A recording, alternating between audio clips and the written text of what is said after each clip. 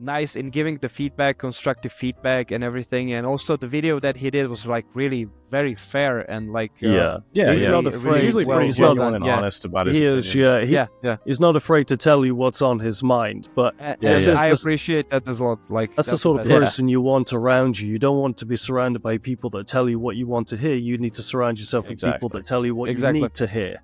Yeah. That's why how we work. Like that's how we work in the team. Like we really, for someone or some people who joined the team and then left, it was quite a hostile environment because like every idea they had was attacked. But the thing is, when it gets attacked and it stands the ground, like the idea itself will stand the ground, then it's a good idea. And this is the thing that we have in our team, thanks to us being so tight together, you know. So we know each other a long time. So What is the early access like? What does it offer you in terms of developing for the future of the game?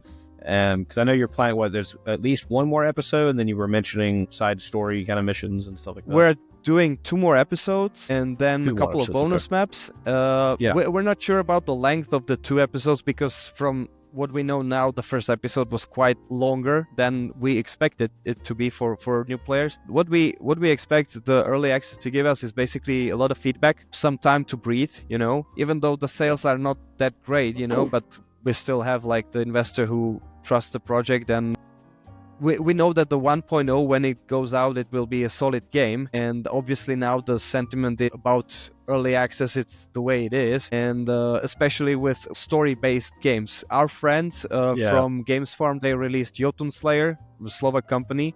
And it's like a vampire survivor, Viking vampire survivors, right? Yeah. Isn't it a top-down game? Top-down, yeah. And like, that's obviously a good game for early access because you have the same gameplay loop. You have just a couple of maps that you can play through and through and unlock more stuff. And with our game, it's if there is no maps, there's no gameplay, right? So you have to produce maps and release them, and then basically then stop. The game is done, and maybe do some episodic, maybe DLCs. I don't know. But we actually we have some idea about the horde level or endless or something like mechanically something more towards something of roguelike or roguelike game. But we'll see. Right now we need to have concentrate on multiple stuff. We have controller support coming, we have Steam Deck support coming, the level editor. We are gonna do some level speedrun leaderboards, and so we have a lot of stuff to do. Sweet. But yeah, I think New Blood is really 1.0 shown that early access can work for these style of games and just shooters and stuff in general. Yeah, I actually talked to Dave Oshry because I asked him look, it's not going well. Right. We expected a little better from early access, and he told me no, it's quite normal with early access. Just do your thing and concentrate on the updates and marketing. And also he told me that Dusk basically during its early access it didn't earn that much, so that it's not such a big deal. Of course, there are games that during the early access they had huge sales, but they also had Prodeus, for example, had Kickstarter, right? So look, I have to be honest, I'm not really satisfied with the job I did with the marketing and PR, but we actually had coverage from IGN. We had exclusive announcement. I was going to say that, And so I did some stuff, right? But it was just me. And in other companies, it's multiple teams. So multiple people in one team. For example, the Jotun Slayer example, the lead of the studio told me there's 5 guys doing all the PR and marketing stuff. So I was doing this on my evenings besides developing the game during my days. Yeah, I feel like marketing is always just a tough one, especially now where we're getting so many games and so many old school boomer shooter-ish kind of games. It's just hard to, I'm going to say that your game visually and conceptually does stand out from the crowd. It's not like it just kind of falls in a little bit and it's just like everything else. It is very different visually, mechanically, and the way it feels and plays and just shows itself to you. It's very unique. But it's still hard to market because like you release it, and even if you do like really good job with marketing, there's still that chance it just kind of like something else just comes along. And like you were talking about with Doom and stuff like that, anything big in the FPS space is going to kind of just like blanket everything. And that's the one downside of it, I guess. Yeah, but that's like tough luck. It's the way it is. So like I chose this, and guys joined me, and I have responsibility towards the team, towards everybody, and just like there's a saying, but I can't say that. I'm sure we've heard worse on this show.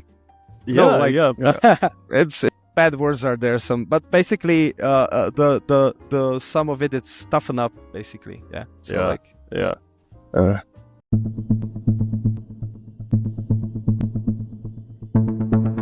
So speaking of that, how are you sourcing the feedback to improve the game? So is it just like speaking with creators that make videos for it? Are you looking at reviews, or are you on Reddit and checking out what people are saying? How are you getting that feedback? So I would say that one of the best feedbacks that we had was from Mayo, because like that was a constructive feedback from a person that is really able to articulate their ideas. We might not agree with all of them, but you at least get a structured and really well-formulated opposing idea, right? So you can form your in a better way, because like you have one opponent through which you learn. But we are doing like playtests. We had a couple of friends come in. We had people who play FPS games and people who don't play FPS games. We look at every comment that people give us. Sometimes we're just like, I don't understand what he wants. And then you think like, will I take the time and ask what he actually means by saying what he said? It's really, and also like, still you have to think about loud minority bias, right? Because like that's the thing when you get feedback. It's really complicated. So you basically, when you're a small team, you have to go with your gut on a lot of stuff, unless you get some feedback like Mayo's. That's the great thing about Mayo is I always say that even if you don't agree with what he's saying, he at least gives you a pretty good set of criteria as to exactly the reason why. So you're not, and that's kind of a missing quality in the YouTuber space. It's a lot of kind of opinions, or you just have to take my word for it kind of attitude. And there's not really like here's an objective outside of me that I'm trying to appeal to. Do you agree? If you don't, you at least know why I came to this conclusion, and then it's a lot more useful for everybody where they can just go, well, that's the way he thinks. At least we know now, and I'm not just guessing like, maybe he had a bad day, or maybe he just hates Elden Ring. I think you get like one of two things. It's either like a shit ton of glazing, or it's just like absolute hatred towards something. Like there's never like a middle ground, which I think Mayo does that perfect, right? He has a perfect middle ground for the most part. Sure, he has some pretty strong opinions leaning on both directions, but he's still pretty middle, where he's like, he's pretty brutally honest, and sometimes that comes across as like, wow, does he really just absolutely hate this? But at the same time, he still somehow ends up like ending the video saying, well, actually, it's a really good game. You should still play it. You know what I mean? Like, I can't remember there was something I saw where he like criticized a lot, but then at the end he was like, but you should still probably play it because it's still pretty good. Like for the most part, it's good. I just have a lot of issues with certain things, that kind of stuff. There's actually a lot of value in a triggered response, right? Because no one gets triggered about something that he doesn't care about. Right. So if you trigger someone to give you some kind of opinion, then its value is in offer, like it gets offered to you, right? So then you just have to analyze if the person is able to eloquently, like, is it eloquently explain like what they mean, and then, but sometimes there are people who just like, this is shit because sorry guys, this is bad. We've had worse. This is bad, and I said like, okay, so why? Like, just because I don't like it, I don't care, So yeah, it happens.